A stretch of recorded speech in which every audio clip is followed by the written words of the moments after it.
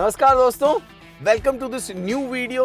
एक नई गाड़ी में बैठ चुके हैं। सड़कों पर ये कैसी बिहेव करेगी, कितना आपके लिए फ़ायदेमंद होगी, क्या इसमें नया है, क्या और अच्छा हो सकता था, क्या बुरा है, ये सभी चीज़ें हम आपको बताने जा रहे हैं। गाड़ी है फोक्सवैगन की 9 मई को लॉन्च होने वाली वर्चस।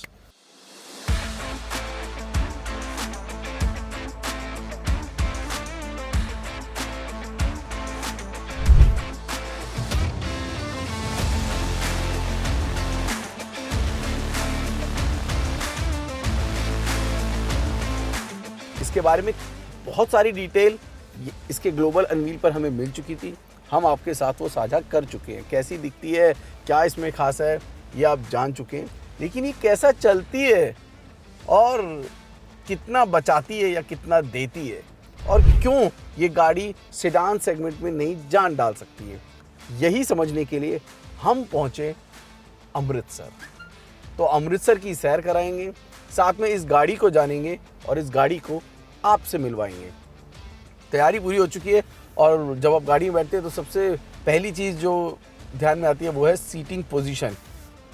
ये एक सेडान है, ध्यान रखिएगा। हमें हाई सीटिंग पोजीशन की अब आदत सी लग गई है, क्योंकि इस मार्केट में ना पिछले 5-6 सालों से बहुत ज़्यादा यूँ कहिए प्रोडक्ट लॉन्चेस नहीं हो रहे हैं। जो अभी रीसेंट प्रोडक्ट लॉन्चेस, मैं अगर इस मिड साइज सेगमेंट की बात करूं, मिड साइज सेडान सेगमेंट की, तो वहाँ पर वर्चस के कंपटीशन में जो मेन गाड़ी है वो स्लाविया मौजूद है, क्योंकि ये दोनों बिल्कुल नई है, यंग है, इनमें बहुत कुछ नया है। इसके अलावा जो गाड़ियाँ हैं वो थोड़े समय पहले से आई हुई हैं। वहाँ पर होंडा सिटी मौजूद है जो कि इस सेगमेंट में सबसे ज़्यादा बिकती है। वहाँ पर शियाज है मारुति की, और ह्युंडई की वर्ना भी है। तो ये कुछ गाड़ियाँ हैं जिस सेगमेंट में इस वर्चस को उतारा गया है। और फोक्सवैगन को काफ़ी उम्मीदें हैं, क्योंकि टाइगुन ने काफ़ी अच्छा काम किया। ये वही प्लेटफॉर्म पर बनी है, MQB AOI इन प्लेटफॉर्म, उसी पर इसको बनाया गया है। यानी कि बहुत कुछ मैनरिज्म में एक जैसा हो सकता है। इंजन वही है जो कि उसमें इस्तेमाल किए गए थे। 1 लीटर का टर्बोचार्ज और 1.5 लीटर का TSI EVO इंजन, वही यहाँ पर आपको देखने को मिलेगा।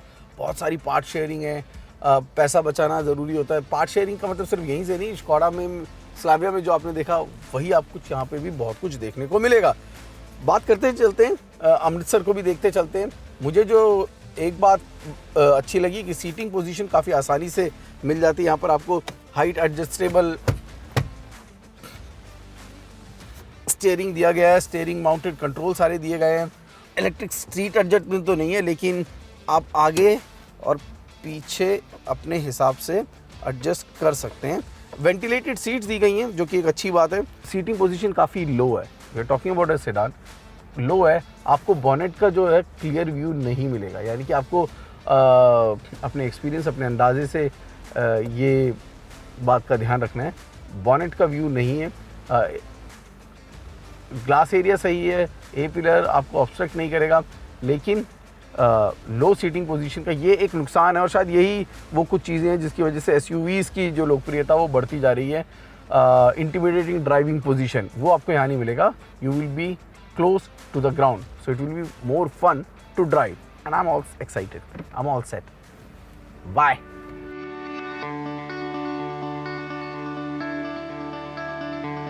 वर्चस के साथ अमृतसर को समझने का मौका भी मिला। पंजाब का दूसरा सबसे बड़ा शहर, और वर्चस के इंटीरियर की तरह ही यहाँ के लोगों का दिल भी बड़ा है। और बड़ा है इस शहर का इतिहास, और इस इतिहास को समझने हम पहुंचे जालियांवाला बाग, वो स्मारक जहां स्वतंत्रता संग्राम के दौरान अंग्रेजों द्वारा कत्लेआम की बर्बर तस्वीरें अब भी जिंदा हैं। इस स्मारक में लौ के रूप में एक मीनार बनाई गई है जहां शहीदों के नाम अंकित हैं। वो कुआं भी मौजूद है जिसमें लोग गोलीबारी से बचने के लिए कूद गए थे। दीवारों पर गोलियों के निशान आज भी देखे जा सकते हैं। इंसानियत को हैवानियत में तब्दील होते देखा है इस जालियांवाला बाग में। आज भी रूह कांप जाती है इतिहास को पढ़ के। ये वो दिन था जिस दिन पूरे के पूरे शहर को तबाह होते लोगों ने देखा। तबाही के इस पुराने इतिहास को याद कर शहीदों को श्रद्धांजलि दे हम आगे बढ़े। और पहुंचे गोल्डन टेम्पल, सिख धर्म के सबसे महत्वपूर्ण धार्मिक स्थल, जहां पर ऐसा सुकून मिलता है जिसे आप शब्दों में बयां नहीं कर सकते, सिर्फ महसूस किया जा सकता है। सफर लंबा था, साथ ही दमदार, तो एक बार फिर हम निकल पड़े अमृतसर के सफर पर।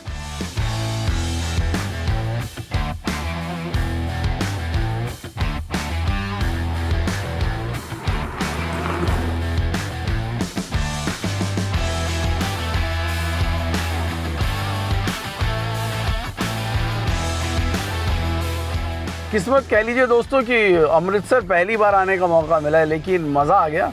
अमृतसर के लोग, अमृतसर की सड़कें, अमृतसर का खाना, सब कुछ लाजवाब है। वैसे ही लाजवाब है जैसे अमृतसर की हिस्ट्री, और इसी हिस्ट्री को समझने के लिए भी हमने इस फोक्सवैगन की वर्चुस के साथ घूमने का फ़ैसला किया। वर्चुस को भी समझ लेंगे, इसके इंजन को भी समझ लेंगे, जर्मन इंजीनियरिंग के बारे में भी समझ लेंगे, आपको समझा देंगे और साथ में दिखा देंगे आपको अमृतसर। यही था हमारा मकसद, और इस मकसद में हम जा रहे हैं इस वक्त वाघा बॉर्डर की तरफ। वो इंटरनेशनल इंडिया पाकिस्तान का बॉर्डर जो कि काफ़ी मशहूर है बीटिंग रिट्रीट के लिए। 4:15 से 5:30 बजे तक कुछ, ये अगर मैं गलत नहीं तो समय है जब बीटिंग रिट्रीट का ये माहौल जमता, बड़ा ही आकर्षक होता है। तो वो आपको दिखाने की कोशिश करते हैं। सीधा वाघा बॉर्डर लेके चलेंगे इस वर्चुस को, और उस सफ़र में ये भी समझ जाएंगे कि आखिर इस वर्चुस का जो इस वक्त इस्तेमाल कर रहे हैं वो 1 लीटर का जो टर्बोचार्ज इंजन है, 3 सिलेंडर, उसका इस्तेमाल कर रहे हैं। 110 PS की पावर और 178 Nm का टॉर्क है जो कि गाड़ी जनरेट करती है। Only problem is this, it's a 3 cylinder, तो थोड़ा जो इंजन नॉइस है, इंजन अच्छा है, रिफाइंड है, लेकिन वो जो इंजन नॉइस है वो थोड़ा बहुत आपको परेशान करता है। Yes, it is there. इसमें 6 स्पीड मैनुअल, 6 स्पीड ऑटोमेटिक दोनों मौजूद हैं। हम ऑटोमेटिक के मज़े ले रहे हैं, और वैसे तो खाली बिल्कुल सपाट रोडें हैं जो यहाँ पर दिखती हैं बॉर्डर की तरफ जब हम जा रहे हैं। पर जब बॉर्डर पे निकलने से पहले अमृतसर में कुछ सिटी कम्यूटिंग भी हमने करी थी, और वहाँ पर समझ में आ गया कि इस गाड़ी में ना सब कुछ बिल्कुल बराबर है। जो स्टीयरिंग है वो सिटी कम्यूटिंग में इतना हल्का लगता है कि जो टर्म काफ़ी सारे मैन्युफैक्चरर इस्तेमाल करते हैं ना, फन टू ड्राइव, वो फन टू ड्राइव ना ये असली खेल है। टाइगुन में भी था फन टू, वो जो स्पोर्टी नेचर जो कि सेडान से नदारद हो रहा है ना, वो स्पोर्टी नेचर आपको यहाँ पे मिलेगा। It is really fun. Highways पे भी आपको वही मस्ती, वही मज़ा देखने को मिलेगा। जब स्टीयरिंग है थोड़ा सा हैवी हो जाता है हाईवेज़ पे, यू फील कॉन्फिडेंट, आपको वो झिझक महसूस नहीं होती कि गाड़ी आपके कंट्रोल में है या नहीं, गाड़ी आपकी इनपुट्स को ठीक से ले रही है नहीं। So you get very good support from the steering also. Turning radius मस्त है, और बस एक अगर इंजन नॉइस को छोड़ दिया जाए तो ऐसा कुछ भी नहीं है जो कि आप जिसको आप पिन पॉइंट कर सकें। मे बी क्योंकि मैं जिस 80 का इस्तेमाल कर रहा हूँ उसमें थोड़ा सा ऐसा लगा कि ओवरटेकिंग वगैरह के वक्त तो सही है, लेकिन गियर शिफ्ट के वक्त, वो भी खासकर डाउन शिफ्ट के वक्त, ऐसा लगा कि वो रिस्पॉन्स मुझे इतना अच्छा नहीं मिल रहा है। Otherwise it looks fantastic, and what we are going to check now is going to be more fantastic. हम बस पहुंचने ही वाले हैं। भारत का झंडा लहराता हुआ मुझे तिरंगा इस वक्त दिखाई दे रहा है, और तिरंगा ना एक अजीब सा जज्बा है जो कि एक अजीब सी हरारत होती है, और वो हरारत इस वक्त मुझे हो रही है, और मैं बहुत ही ज़्यादा उत्सुक हूँ बीटिंग रिट्रीट देखने के लिए, तिरंगे को सलाम करने के लिए, और दुनिया को ये बताने के लिए कि India is on the global map on the automotive world. अब भारत के लिए गाड़ी बनाई जाती है। पहले भारत में गाड़ियाँ भेजी जाती थी, बहुत लाइटली इंडियन मार्केट को लिया जाता था, लेकिन पिछले 10 सालों में ना अब इंडिया जो है वो एक सुपर पावर बन चुका है जब हम ऑटोमोटिव वर्ल्ड की बात करते हैं। यहाँ पर हर वो मैन्युफैक्चरर इस वक्त शिरकत कर रहा है, हर मैन्युफैक्चरर की गाड़ी यहाँ पर ग्लोबली अनवील होती है, और ये एक सीरियस मार्केट है, और यहाँ के कस्टमर्स जो हैं वो भी बहुत ज़्यादा अपनी गाड़ियों के बारे में जानकारी रखते हैं, and they don't take anything lightly, and that's what even the manufacturer need to understand. We don't take anything lightly any more. आज का जो कंज्यूमर है वो बहुत तेज़ है, वो बहुत सजग है, और वो जानकारी रखता है कि किस गाड़ी में क्या मौजूद है। इसलिए इंडियन कस्टमर्स को लाइटली ना ले। जो भी लाइटली लेते हैं वो देख चुके हैं, लाइटली लेने वाले टाटा बाय बाय हो चुके हैं। इंडिया को समझें, कस्टमर्स को बनाएं, तो वो मैन्युफैक्चरर्स का फ़ायदा है। इस गाड़ी से मुझे ऐसा लगता है कि फोक्सवैगन ने जो इससे पहले गलतियाँ करी हैं कभी, वो गलतियाँ इसमें टाइगुन से जो नया फेस शुरू है ना, उस फेस का अलग ही दिख रही है फोक्सवैगन, और दिख रहा है कि अब वो एक ऑन राइट पाथ है, और ये वर्चुस भी उसकी तरफ इशारा है।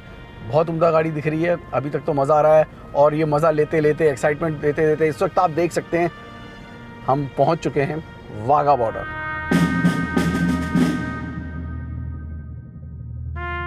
चलिए, हम तो अपना झोला उठा चुके हैं, अगले शहर अगली गाड़ी की तैयारी कर चुके हैं, लेकिन ये जो सफ़र था ये बेहद ख़ास था और मेरे दिल के बेहद पास रहेगा, क्योंकि अमृतसर शहर लाजवाब है और यहाँ की हिस्ट्री में एक अजीब सी कशिश है और अजीब सा एक जज्बा है जो कि यहाँ पर देखने को मिलता है।